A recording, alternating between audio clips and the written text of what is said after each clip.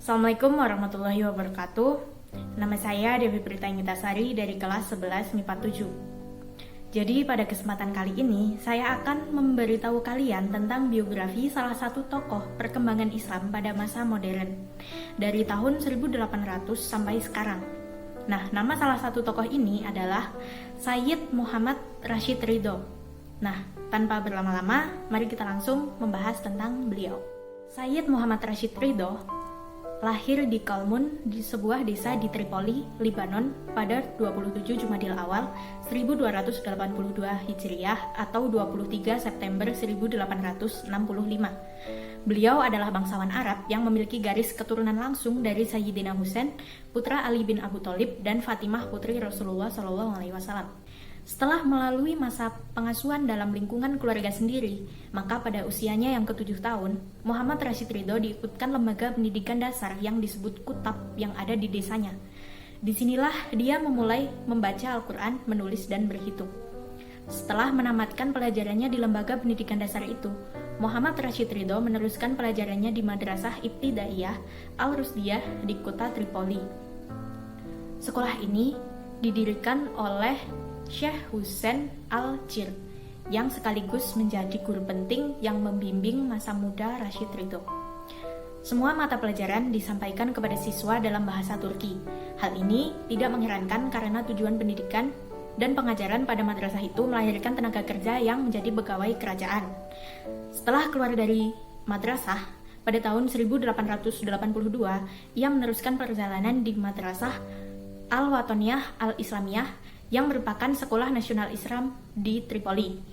Di madrasah ini, selain dari bahasa Arab, diajarkan pula bahasa Turki dan Prancis. Dan di samping itu, diajarkan pengetahuan-pengetahuan agama dan juga pengetahuan modern. Di samping itu, Muhammad Rashid Ridho memperoleh tambahan ilmu dan semangat keagamaan melalui membaca kitab yang ditulis oleh Al-Ghazali.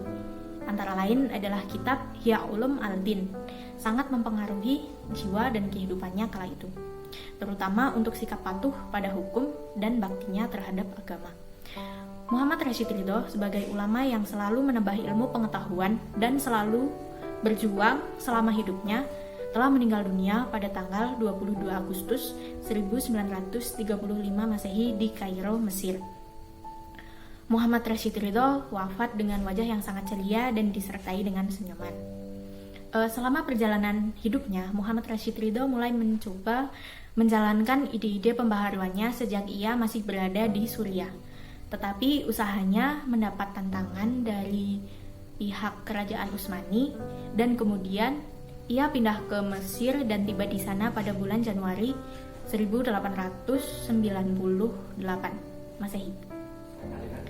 Salah satu karya Abduh dan Ridho yang terkenal ialah Tafsir Al-Manar. Indra! Salah satu karya Ridho yang terkenal ialah Tafsir Al-Manar. Tafsir Al-Manar pada dasarnya merupakan hasil karya 3 tokoh Islam, yaitu yang pertama adalah Sayyid Jamaluddin Al-Afghani, yang kedua adalah Syekh Muhammad Abduh, dan yang ketiga inilah Sayyid Muhammad Rashid Ridho, yang mana dimuat secara berturut-turut dalam majalah yang bernama Al-Manar, yang dipimpin oleh Muhammad Rashid Ridho sendiri. Tafsir ini bersumber dari perkuliahan Muhammad Abduh tentang tafsir Al-Quran yang disampaikan di Universitas Al-Azhar, yang disusun setelah ia wafat tahun 1905 oleh Muhammad Rashid Ridho dengan judul Tafsir Al-Quran Al-Hakim. Namun kemudian kitab ini lebih populer dengan sebutan Tafsir Al-Manar yang pernah diterbitkan secara serial dan periodik.